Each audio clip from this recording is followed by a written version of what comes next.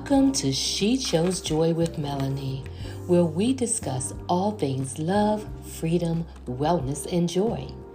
I'm your host, Melanie Foote-Davis, also known as the Soul Whisperer.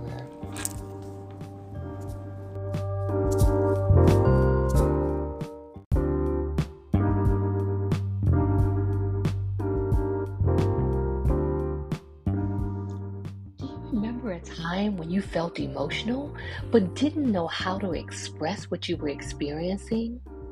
Well, you're not alone. My guest today, Yah-zh-meen Ocampo, recognized that repressing her feelings and moving like a high-functioning machine was absolutely not how she wanted to live.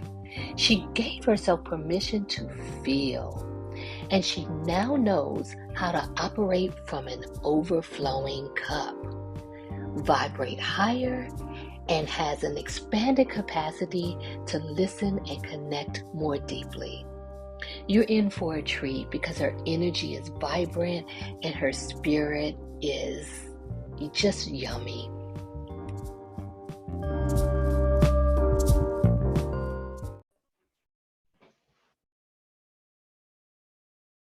Hey. So hello there, Jazz. Or shall Hi. I say yes? Welcome to She Chose Joy. Hi, Melanie. Oh my God, I'm so excited to be here. Thank you Yeah, for I'm excited to have you too. It's been really interesting because I don't believe in like accidents. I think that life happens in many ways on purpose or for our purpose, and we're just not always sure what they are. And so it was something about our very first meeting, which was actually through an email, and your energy through the email, the words you use, your like the presence, all of those things were so welcoming and warm. And oh, so I knew then that I wanted to have more conversations with you. I didn't know it was going to be here at the time, but over time that kept dropping in. Is like, invite Yas to your podcast.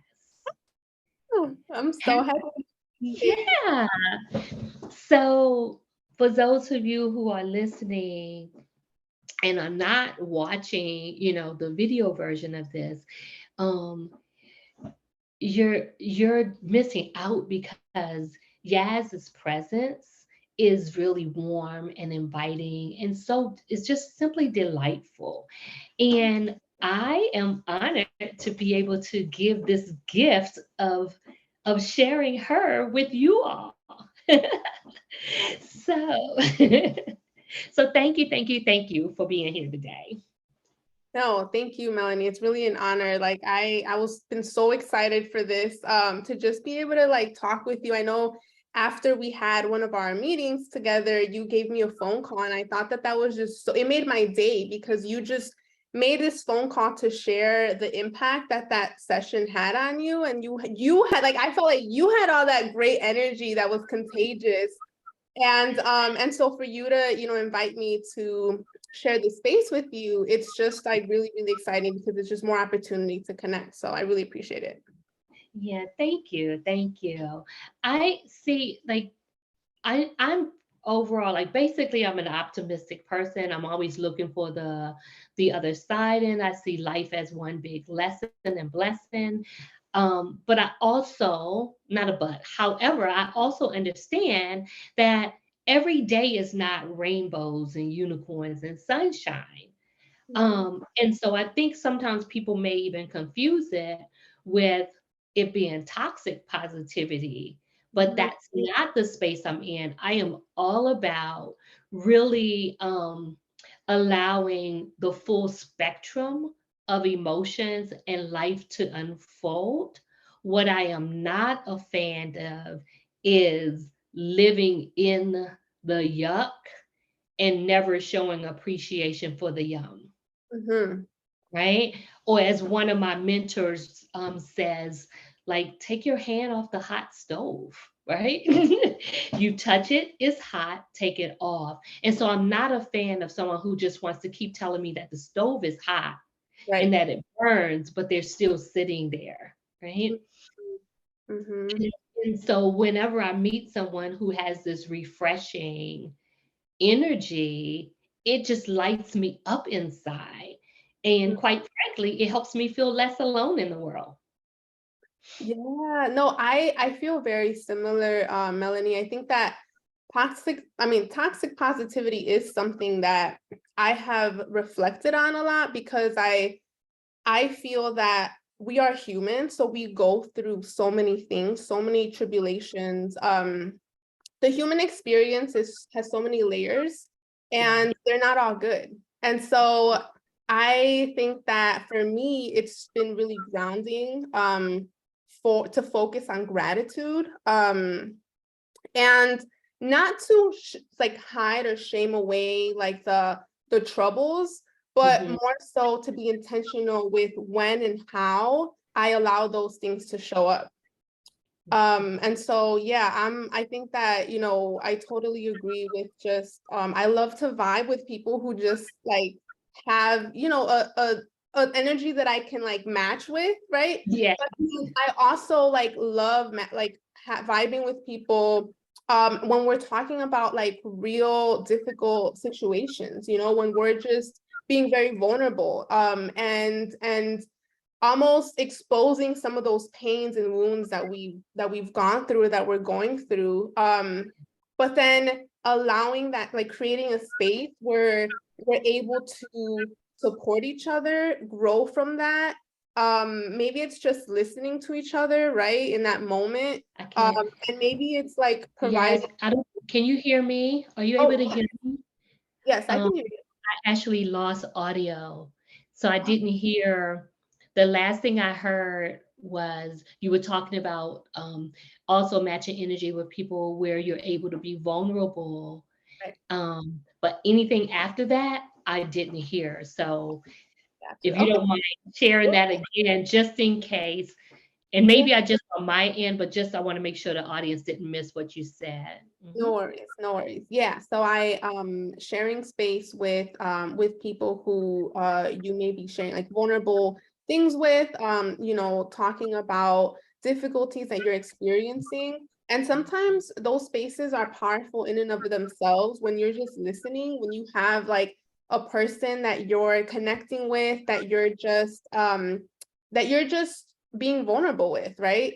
And sometimes maybe it's also a space where you can share different perspectives or just different types of encouragement to move in a different way moving forward. So it really is just about like being intentional, right? With when and how I choose to be vulnerable, when and how I choose to just let my light shine. Hmm. Yeah, and that comes with its own level of discernment, like Right. knowing when you feel safe to be Yes. vulnerable and when you feel safe to let your light shine too. Mhm. And which brings me to um one of the things that we, are going to talk about today is really being able to have permission to feel. And so when I think about joy and choosing joy, is that it doesn't, I am in no means saying that we are going to experience joy every moment throughout the day, right? But it is in those spaces where we do give ourselves permission to be vulnerable, to when we do give ourselves permission to allow, like, honor our emotions and give them room to breathe so that we can move through the storm, is when we actually get to sustainable joy. Right. And so I think that's the piece that's missing. Like many of us want to do an emotional bypass, right? And just bypass all of the parts that don't feel good so Mhm. that we can just be happy, or we can pretend to be happy and we can look like we are living our best lives, living it up on social media, at all of our events, or any of those things. And it's really important to get to the heart of what's really going on and being able to live in that truth Mhm. so that we can not pretend to be in joy, but actually, honestly, truthfully, like from the depths of our soul, really live in that joy. And one of the things that I learned through talking with you was that you gave yourself the permission to feel and and the permission to receive support and help. So, would you mind sharing a little bit about that? Yeah, yeah. And I also, in full transparency, like it's a continuous journey. Like it's still something that I am that I struggle with in trying to allow my joy and my worries to coexist. And honoring space for all types of emotions to show up. So it definitely is a process. And I think that's why I'm so just passionate about it, because it's one of my growth areas. It's something that I've been focused on just developing. So when I was really, this starts back when I was a child, because a lot of the things that I realized that I go through as an adult stem from childhood experiences or just the environment, the climate that I was developing in Yeah. at a young age, right? And so I think as a kid, I was very, very quiet. Like I was really, really shy. Like I think nowadays, many people may describe me as like bubbly or just like outgoing, and really I'm actually an introvert with like extroverted tendencies, but as a kid that like bubbliness was not at all present. Like my mom would joke and say sometimes that she didn't even like sometimes even remember that I was there because I was just reading a book or just like quiet, relaxing, or observing a lot of the times. And so I think that as a child, like I didn't know how much I needed a sense of community and a sense of belonging to feel comfortable with stepping into my true self or into who I was becoming. Mhm. So it wasn't until I got involved in school, I got into like a bunch of after school programs, and I became a student activist, really became aware of the issues in my community and became really passionate about addressing those. It allowed me space to like socialize, to connect with others. Um, and then also it was just an outlet for me as a kid, right? Like during that age when you're going into like high school or, middle school, you're not really trying to be concerned with what's going on at home. You're like trying to like be, have a sense of friends and all of that. So being involved really helped me break out of my shell, to be honest. And when I went to college, that was a breaking out of my shell, like on a whole nother level. It was Mhm. really difficult. It was really, really difficult because, well, I went out of state. I am from Chicago and I moved to California, Southern California. And I had never been before, right? So I got a scholarship and I was like, let's go. It's Cali. Like what 18-year-old, doesn't want to just be by palm trees and live in a new environment. I mean, I know some people may not be comfortable with it, but I think for me at that time, I was really excited about a new space. And going to a small liberal arts college, predominantly white students attending from really privileged backgrounds, and me feeling like I didn't belong necessarily right off the bat. I felt like I had to develop different spaces where I can feel like I am myself, where I can feel a sense of belonging, where my thoughts and my ideas were valued. And that is just a whole nother conversation, right? When we talk about education and also just institutions that are not made for people of color. But in the process of being at that college and being at school, I was really trying to discover what I was going through. And I looked into some of the services that my school offered. And so therapy was something that was offered. I had never done that before. I didn't know anybody who did therapy. I don't come from a family who talked about therapy or saw it as like a resource. And when I tried it out, I was like, okay, you know, it was a time where I could just kind of like express what I was going through. And it also allowed me a time because I actually joined like this students of color therapy group type of thing. And so I think that's what really got me hooked because I'm like another space to like, you know, socialize and kind of just be able to feel like a sense of belonging. Again, it all goes back to that. And that was my introduction to therapy. Fast forward, I graduate college and I'm, you know, out in the real world, quote unquote, right? And I'm just you know, dealing through some things that I hadn't dealt with as an adolescent. So my dad and I had a falling out, and we actually didn't speak with each other for a couple of years. You know, we didn't have a relationship for a couple of years, and that was always in the back of my mind in a way. But I think that I was just trying to, I didn't know how to deal with it, to be honest, right? And I had my own things going on with my life. So I think that it caught up to me, and I felt like it was something I needed to return to. And so at that stage is when I reached out and looked for some therapy resources. And I've been on the journey since. So that's kind of just how it started. There is so much more I have to say about it, but I want to pause there.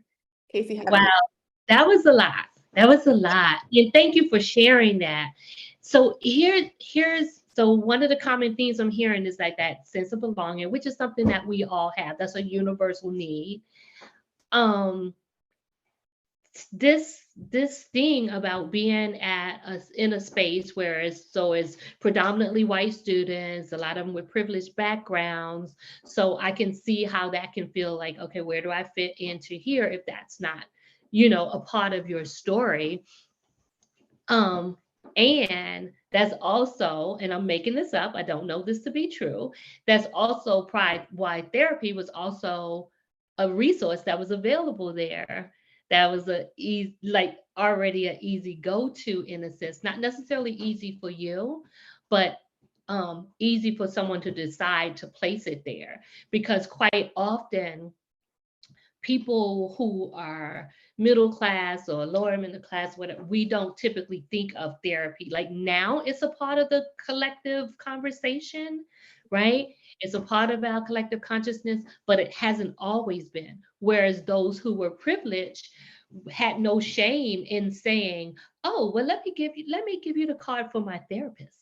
Well, you need to talk to my therapist. That was normalized for people in a different class. Like wealthy people have no problem saying, let me give you my therapist information, right? And then the rest of us are like, ooh, that's only for crazy people. I'm not crazy. So I don't need to talk.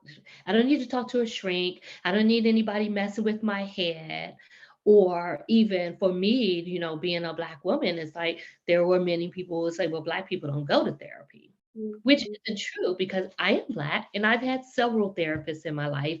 And I actually am proud that I have because to me, it's a radical act of self love. right, right. So from my perspective, because I wasn't there, but that was a resource that was available to you that may not have been such an easy go-to had you been at a different college. And can we just take a moment to celebrate the fact that you all had a like students of color therapy group? Yeah. It's Yeah. like the coolest thing. When you said that, my heart leaped. Can Tell can we talk about that just a little bit? Yeah, tell me more about that. me, Okay.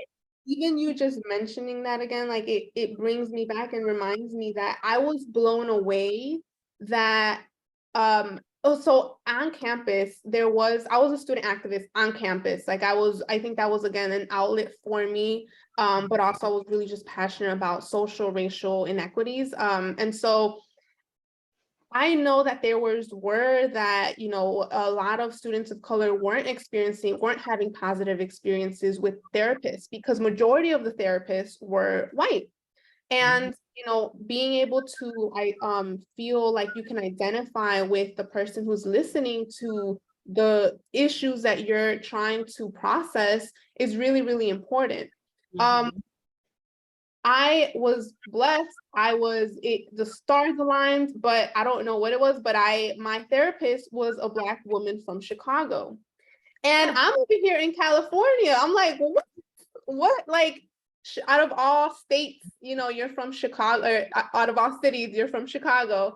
And so I think that was like, I don't know how the Students of Color Therapy group began, but I think that I just remember really valuing my therapist at the time, and felt like she was making an impact, in that therapy, in those therapy services.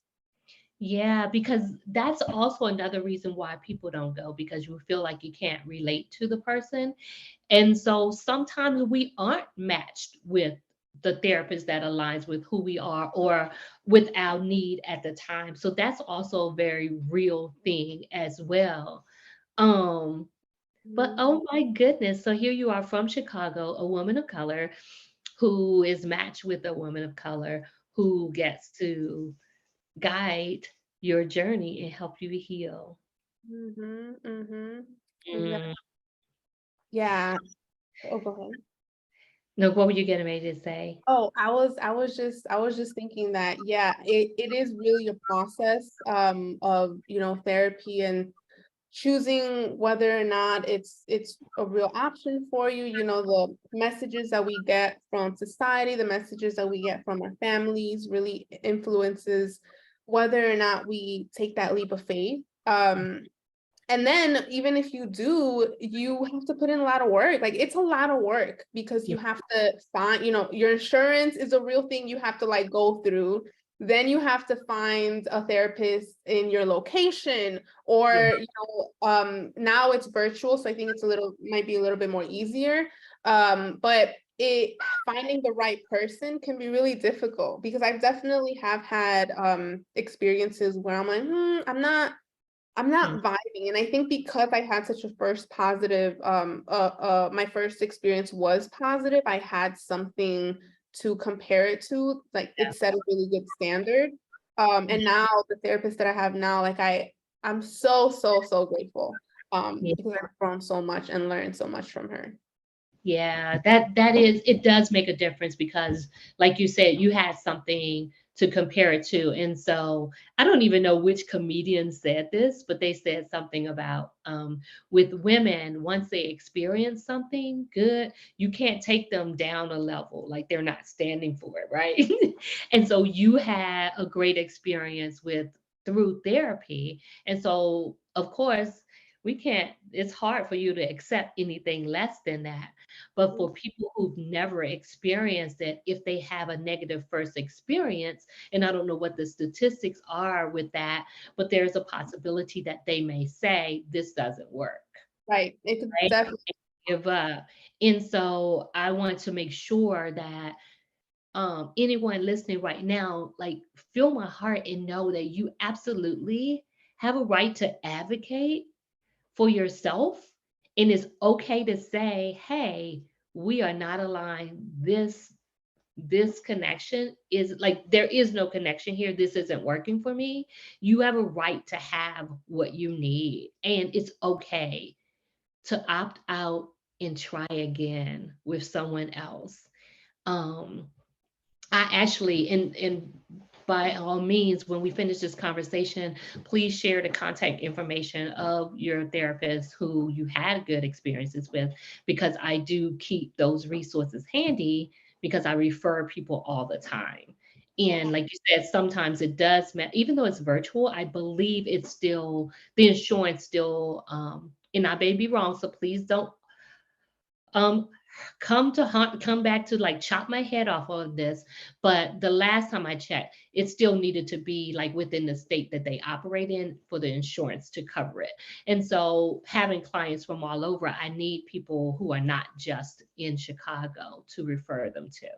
Mm-hmm. Yeah, definitely. I think that, if especially for folks who are thinking about it or maybe have tried, but like it's in, they left it in the back burner and I hope that this is kind of like that encouragement or motivation to get back to just invest. It's really investing in yourself. It's really honoring yourself, just as you would, take your car to get the oil change or do the maintenance for your house or whatever that you have. Like we are human and we have so many organisms and structures and processes that like are happening in our bodies, in our minds, and our souls. And if we're not being consistent with taking care of those aspects of ourselves, and things will add up much quicker over time. And so I think I do see it as something where, you don't need to have a wild problem or a huge trauma that you went through to check out therapy. It really is a way to just explore different aspects of yourself. Yeah, absolutely. Absolutely. It's definitely a place where you get to be curious about who you are, what matters with you, in a space where um, they get to help you see it through a different lens at times, or connect with the parts that you've been avoiding, stuffing down, pushing through, right? And and so all of this, like everything you experienced as a child, what you experienced, the fact that you may have been an introvert, but you also knew that you could still contribute. What did you say? You were an introvert with extrovert tendencies or something, right? But knowing that you still, that wasn't an excuse for you to not be an activist, right? Mhm, And all of your life experience, everything you've experienced mattered. mhm, And even with those experiences, little things happen that cracks our hearts open along the way, that cause us to maybe not, I think you mentioned breaking out of your shell a couple of times. It may cause someone to avoid breaking out of the shell, right? Or even taking the time to learn that that shell never belonged to them in the first place, right? mhm, And so you were able to see the opportunity, seize the moment, break out of your shell, and you chose to feel. mhm. So would you just share a little bit more about what did you discover? Like what were some of the gifts in being vulnerable? Like did you find more clarity? Did you reconnect with, well, you know what? I'm not gonna try to feed into, just be open and hear what's there. Oh my goodness, Melanie, it is so much. I can't even like it's it has been such a journey. Like because I have participated in therapy for I would say the past 6 years or so, maybe a little bit more. Um, I I have experienced it differently according to the stage that I'm in at that time in my life, right? And so I think that in the beginning, the major component for me that I felt like really drawn to discover and to explore was this this thing that was hanging over my head, right? That I mentioned about my relationship with my dad, who I grew up when I was a really young kid, like growing up, felt really connected to him. And then for something to happen in my adolescence to break that, it was a hard hit for me. That I think because I was so young, 13, 14 years old, I didn't know how to feel in that moment. So I actually spent those years while, you know, like, while it did create opportunity for me to like get more involved in school, and I became really expressive, like through poems, for example. I had different outlets that actually like were very beneficial. At the same time, I didn't realize it at the time that I was really just repressing a lot of negative emotions. I held a lot of resentment towards my dad and towards everybody, the whole world.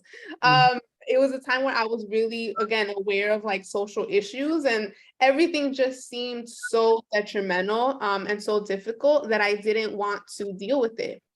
And because as I got older and became an adult, I started noticing how that actually affected me, affected my body.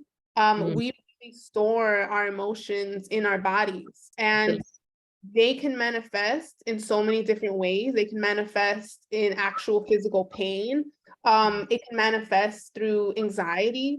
It can manifest in so many different ways, right? And so I think that you know, like gratefully I had so many great people in my life who have guided me in really good directions, to have that self-awareness, to see that, you know, some of the issues I'm dealing with now, it leads back to having repressed negative emotions back then.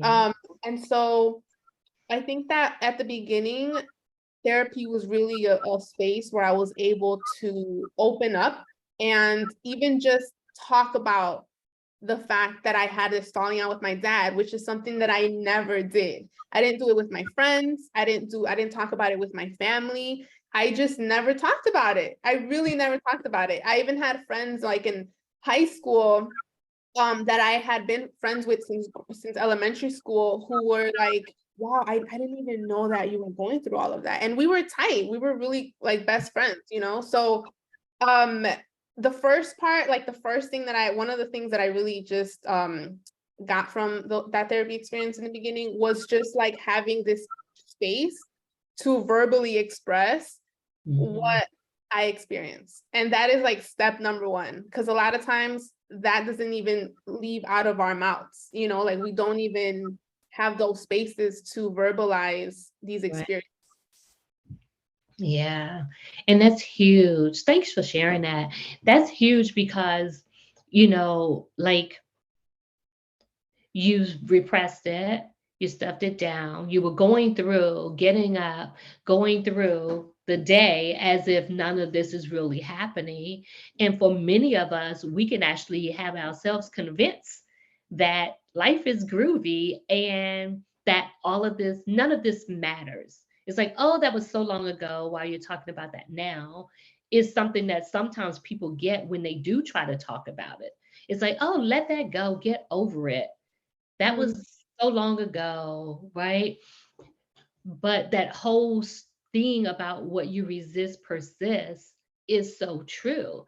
And just because you may not be consciously thinking about it every day doesn't mean that it's not there, because that subconscious mind is like running, it's like running the board of directors in your head and driving our decisions and all of these things. And so being able to go back in order to move forward is mhm, incredibly valuable. yeah. And so has that changed? And you can let me know if this question is too intrusive, but has that changed the way that you relate to your dad now, or even with men in general? Yeah, that's a great question. Because so in those early stages of therapy, I actually took many of those sessions to prepare to reach out to my dad and to meet with him again after so many years of not talking. So I remember I remember those steps that I took of just reaching out. We set up a date to meet at a restaurant. And I remember, you know, meeting with him, and it was so surreal, right? Because it's like those movies where people go out into space and then they come back and then everybody's like aged a little bit, or like time has passed, but you don't feel like it has. It felt like that. And it was a really intense moment. But I remember like on my way home, I was just crying. Like I had never cried. Like, no, I have cried that much before. But it was a very emotional moment. And I don't think that I would have been able to stay grounded and still feel secure if Mhm. I didn't have the resources that I had, you know, knowing that I had prepared, I had gone through like almost like scenario, like role playing, you know what I mean? Like I just really prepared for this interaction because I knew it was such a triggering thing for me. Um, and then also just being able to go back and have somebody to debrief the situation who was not biased, right? Like it's different speaking with somebody that doesn't really know anything about you, and you get to decide your like how to share your narrative in a way that feels right to you, versus speaking to maybe family members who have also been impacted by this family situation and who carry their own biases, you know, whether intentional or not, maybe projecting some of that onto you. So then that creates like extra layers to have to like get through. Yeah. And so that was one of the benefits that came out from being able to like, you know, have a therapist and go through this situation with my dad, that now we have a great relationship. Like we actually, you know, I mean, it's been a couple of years since that happened now, but it really just was a huge healing moment for me. And as I mentioned about how emotions impact our bodies, anxiety is something that came up for me as an adult that I didn't realize really was impacting just how I showed up in spaces and how I felt about myself. And maybe I was able to, in some ways, you know, hide. I'm like a high functioning person who like I may be dealing with a lot, but then I know how to kind of just put it to the side and keep moving forward. I've learned that that is not the way I want to live my life, because that is the way that capitalist structure, the way in, you know, in which our society moves in, is very exploitative to our bodies, really takes for granted how we are people and human with human experiences, and we're not machines. We can't just push forward and not deal with what we're experiencing and how it's impacting us. And through therapy, I've been able to access tools, explore different resources that I can talk about in a minute, that like have really just opened up different ways for me to tap into different parts of me, and can help. Now it helps me to like let my anxiety know, hey, I see you. I know Yeah. you're there. I'm not trying to push you away. You are part of me now, but Yeah. you're gonna have to move to the side for a little minute. You know what I mean? While I do me. Like Yeah. that is a relationship now that I'm learning to have with anxiety and with those type of issues. That is beautiful, that you have this heightened awareness about not only when it shows up, but how it shows up with you. And then that way you know how to manage it, if you will, right? Because it's almost unrealistic for us to set an expectation to never experience it again.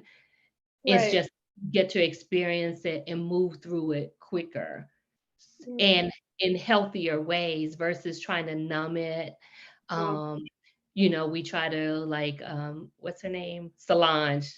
You can shop it away, sex it away, spend it like the different, I can't remember the name of that song. It'll come to me after we finish recording, I'm sure. But it's basically we can't shop things away, we can't work it away, drink it away, um, sex it away, like all of those different things that we do to overcompensate for what's happening. We get to face it head on, and it opens up a whole new world. And the thing that you said that really stood out for me was um, basically these, and I'm paraphrasing, but you learned that that wasn't the way that you wanted to live, right? So And you recognize that that's a part of how we've been conditioned in this capitalist society, right?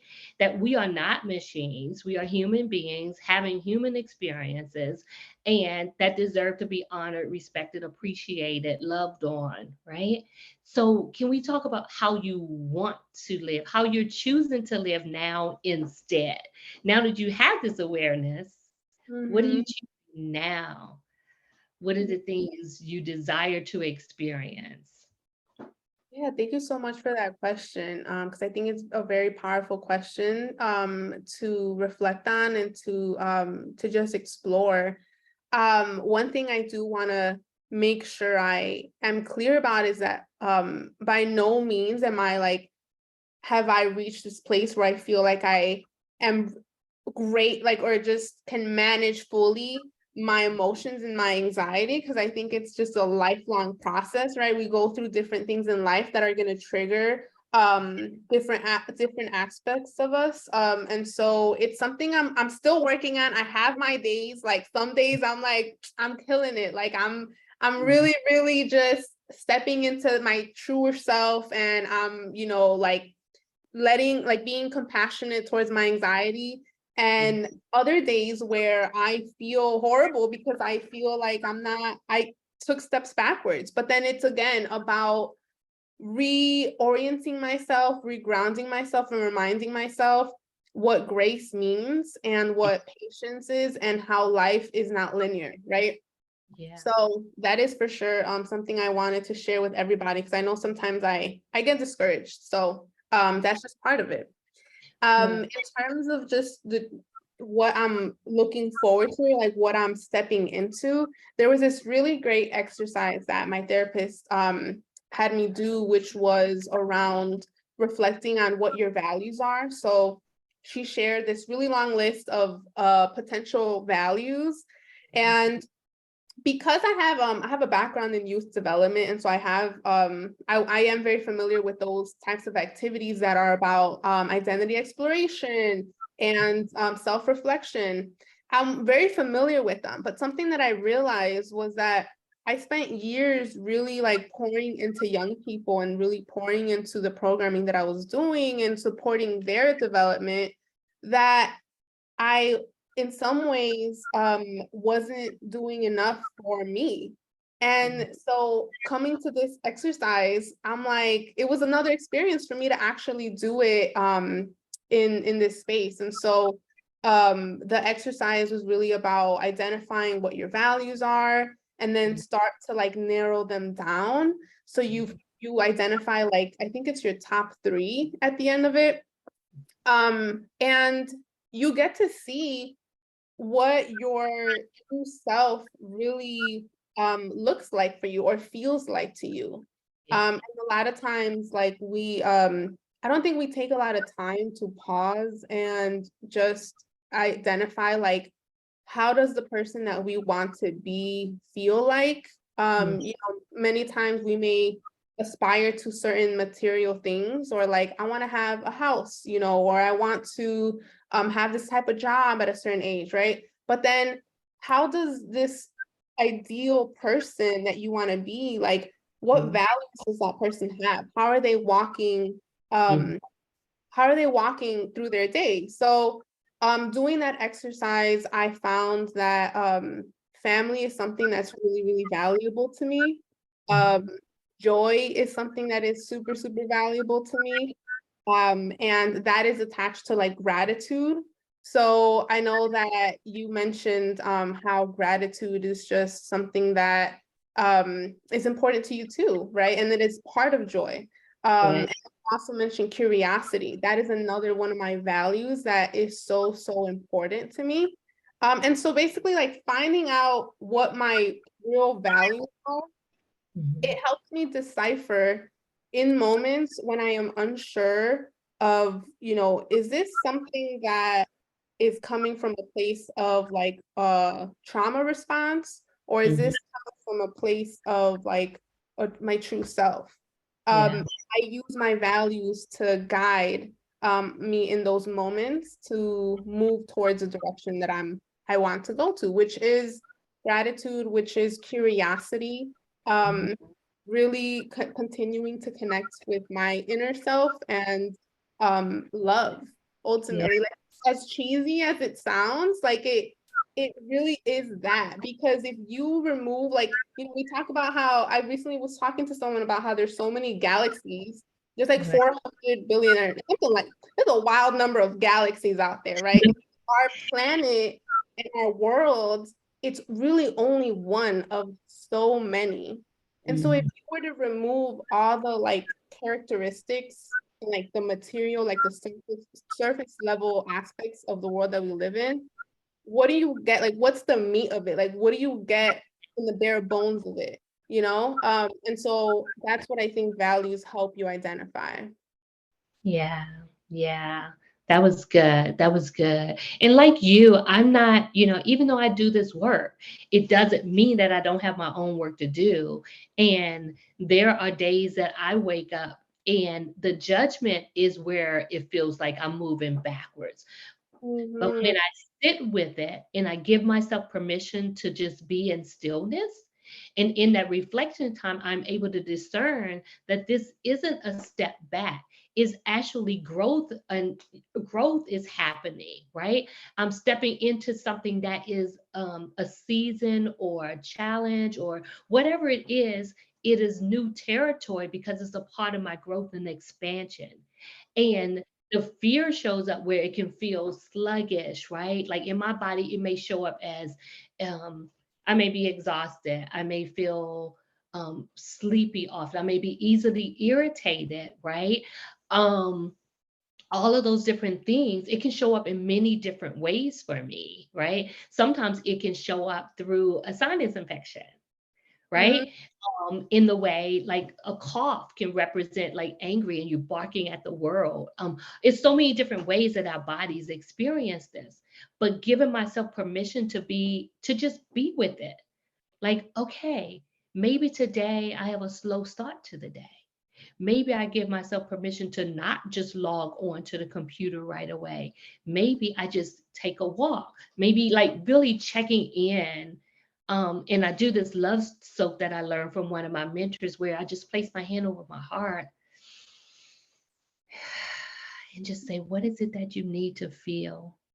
Yes. What is Yes. it that you need to hear? What is it you need to know or experience in this moment? And then wait for it. And it may not come in that moment, but giving myself permission to just slow it down. And you mentioned getting grounded and you didn't say recalibrating, but it was kind of like that same messaging gives us access to be discerning, to choose from our values and be able to say something's out of alignment here. And Yes. some of it is again like I'm stepping into new territory. So it's bracing myself because I may be ready to take flight or do something that feels scary because of the story that I'm telling. But the Right. other side of it is actually freedom, which is what I'm seeking. Like Mm-hmm. 3 of my core feelings are joy, peace, and freedom.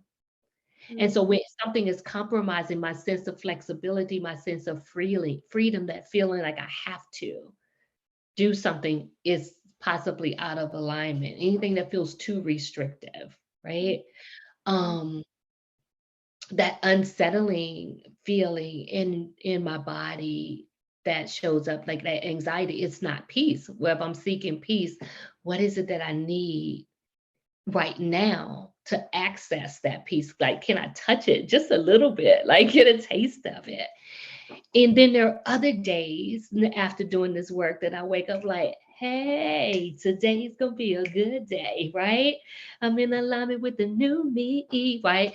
Um, it's those kinds of days that can actually also throw other people off. Mm-hmm. Which I'm gonna, as a matter of fact, now that that came up, I'm gonna ask you about it. Like on those days when you are really in your body, having a really great experience and it feels yummy inside, and you're excited about what's next. And you in that space of curiosity, you're experiencing like you are with family, you're connected with who you are. And somebody in the space is experiencing the opposite of that. how do you find the harmony between making sure you stay anchored in Mm-hmm. your witness and still hold space for them to be in their experience in that moment? Because Mm-hmm. energy transfers too, and if we're not careful, like we can possibly transfer that joy onto them or that peace or that yumminess, but there's also room when we're not anchored for that, what their experience to transfer to us as well. Does that make sense?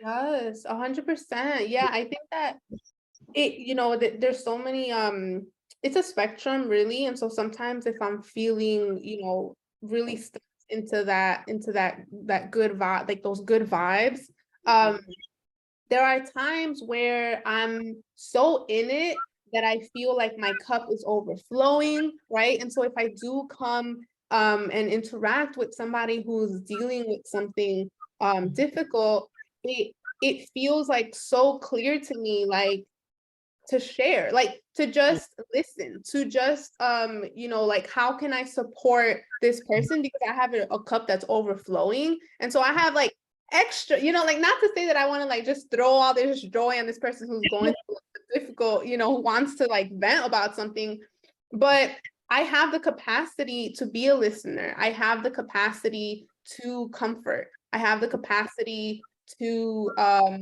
just be and exist, right? And there are times where I am, in that good vibe, like in those good vibes, but maybe it's not as strong. Like maybe it's just I'm kind of like balancing a little bit in it. And then there is something that comes up in that moment, just as you mentioned about pausing and slowing down. That's when self like scan, like doing like a self scan, or just like asking yourself the question at like, what is my capacity at right now? Do I have the capacity to meet this person where they are at? And if Yeah. not, how can I communicate with them? um how can I just communicate that with them, right? So that I don't try to just do too much, or like try to push through and then say the Yeah. wrong thing, or end up causing more harm than I intended to. And so it really just depends on like the situation and the time, right? But definitely boundary, like having boundaries for yourself is really important. Being able to protect that inner peace is just part of that, like, joy. Yeah. Yeah. Thank you for sharing. And I want to ask you about capacity, but we're probably already over time. So, what I will say about this, you doing, you giving yourself permission to feel, you giving yourself permission to explore, be curious about what's going on, your courage to really tap into the the hard parts to get to the other side in turn gave you the capacity to reach that overflow, Mhm. right? Because some of us have overflow too, but it's not peace and joy. It's overwhelm. It's Mm, an overflow of frustration. It's an overflow of anxiety. It's an overflow of worry. So overflow, like abundance, works on both ends of this right. spectrum. We can have an abundance of what we want or an abundance of what we don't want. But I Mm, just want to celebrate you for recognizing resources that were available and choosing them. mm, And one of the things that I know you do is the work you do. You're still an activist in the work that you do. And I think it's really beautiful how you've aligned your values and the things that you believe about how to shape the world and how to make it a better place, how you've aligned those two, how you've taken that perspective into the work that you do. mm, And that's something that many people don't really, there are people out here who do that, and there are people who are afraid to do that or haven't considered that. How can I take the things I'm passionate about and make that a part of, like, what I like, there's work to be done out there, and there's paid opportunities to do the work you love and be passionate about the cause and the mission of the organizations you work for. And that's something that you've tapped into. So I just wanted to acknowledge you for that as well. Thank you. Yeah, I really appreciate that, especially because it has been something like I mentioned, there's so many people that I just feel like I'm drawn to honor, and part of like the work that I do is for just the legacies of work that has already been done, and just honoring my ancestors, honoring the future as well. Um and then also recognizing that some people may like, everyone has their own journey, right? And so if your like if your liberation journey is having like a job that has nothing to do with your passions necessarily, but that it's paying the bills and it's giving you sanity and giving you what you need at that time, like, do that. You know what I mean? Like, that everybody kind of has their own journey, and I am so blessed that that my journey does include this opportunity to be in spaces with like-minded folks who just have a huge heart and are so just motivated to improve the lives that we have and of everyone else's life. So I really appreciate those affirmations. Yeah. And so, what are you grateful for right now? Because I believe joy and gratitude are partners. And so, what are you grateful for in this moment? Well, first, I am so grateful to you, Melanie, for creating this space where you really focus in on gratitude, where you focus in on joy and women. I think that is such a valuable gift that you're sharing with the world. And I just am so grateful that we connected and that we were placed on each other's paths, so that I can get a little taste of what amazing work that you're doing. And then also just, grateful for this space where I can reflect and kind of share my story, because that is something that am passionate about, like mobilizing others to express themselves and to see how they can influence the world and make an impact. And I feel like having a space where now it's like I get to kind of, explore how that feels more intimately, and in this kind of like public forum, right? Like, that's a real powerful thing. So I really appreciate this experience, and just being able to have it also be like recorded, because I'm gonna be looking back to it, and it's just nice to have that like memory for sure. Thank you. Thank you for that. I appreciate that acknowledgement. My daughter really encouraged me to do a podcast several years ago, and I allowed fear of not knowing what to do and not having the technology and not having all the things, like that narrative that was running in my head. But once I did do it, I realized I actually love this space, which I share with you. These conversations, um they actually bring me joy, to be able to share women like you who are out there being courageous and daring to explore and find ways to tap into your own joy, even if it's just for a moment, right? Getting to share that, to encourage another woman out there, it really it fills my heart. And and one other thing too is I was thinking about it, just just now it dropped in too, that us doing what we're passionate about is what brought us together. That's so true. Yeah, it's like I met you because you were doing something that you believe in, and I am doing something that I believe in. And so in those moments, our exchange was to support what the other was doing. And so I'm grateful for that. and in that you meet beautiful people. Um, So, how do you choose joy? Like, can you give one example of something you do that brings you joy? I see those beautiful plants behind you, and I don't think that's by accident. So that may be one, or maybe something else. But what are some simple, like some really practical things that you do that fills your heart up, makes your heart smile, and how do you choose it consistently? So I one of the things that comes to mind is just being silly. Like I think that silliness is honestly just something that I lean into a lot because it maybe part of it maybe is just it being connected to my childlike self, to my child self. Mhm. And tapping into that does make me feel just safe, like feeling like I'm feeling knowing that I'm an adult and I can still choose to show up how I want and not care that it's gonna be looked at or be judged, or even if it is judged, like that is how I honor myself and like who I am and how I'm showing up and being unapologetic about it. Mhm. So that is what brings me joy, is like allowing spaces where I feel comfortable and just like being silly and being myself.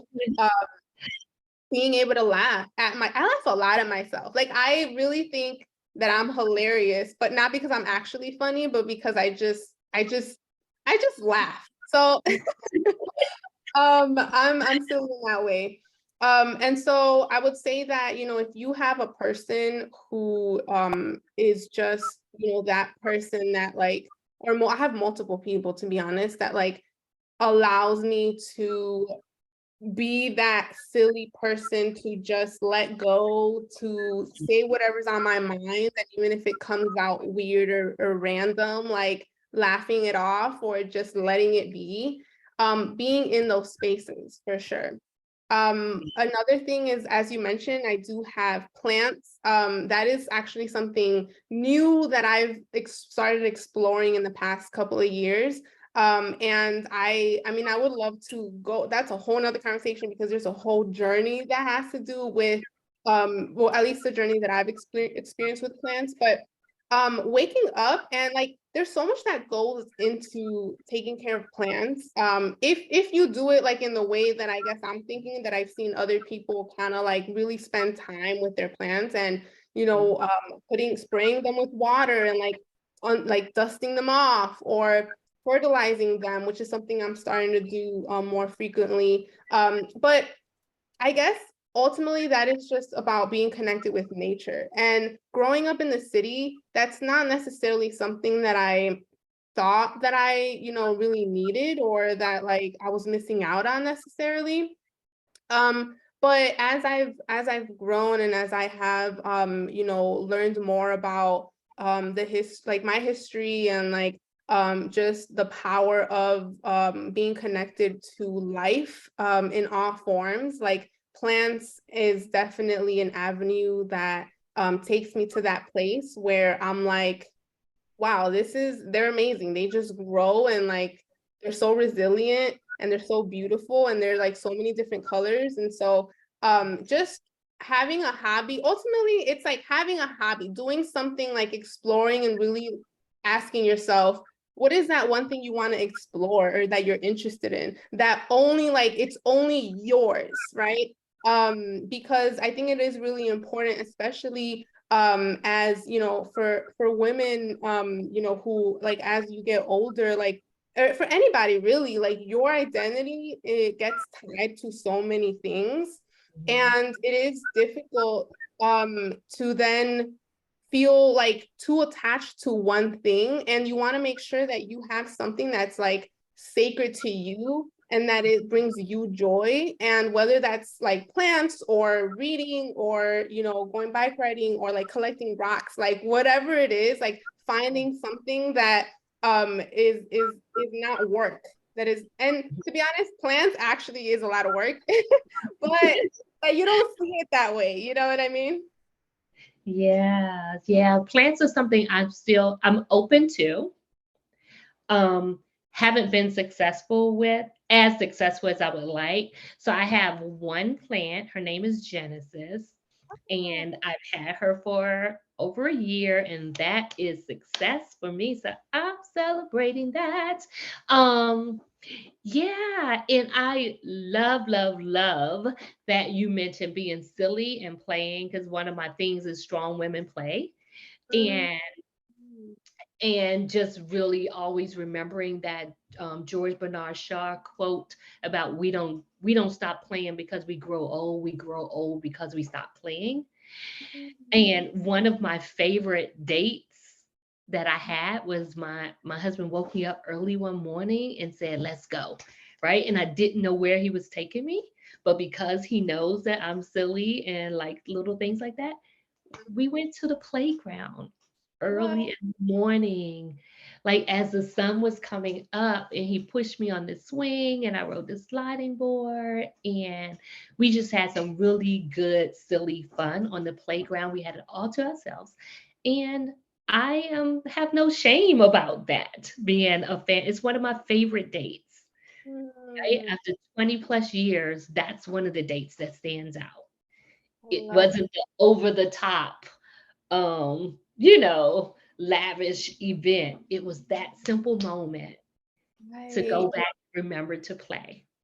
And something that probably made you feel so seen, the fact that he saw this as being a really big part of your being and, did something to honor that. I think that's really, really powerful. Yeah, it was really cool. It was really cool. And I'm so appreciative of that moment and that memory that we get to share together. And so, thank you again, Yaz, for coming and hanging out with us here on the She Chose Joy with Melanie podcast.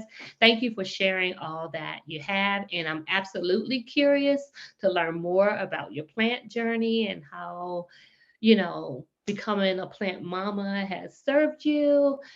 So let's talk about having that conversation.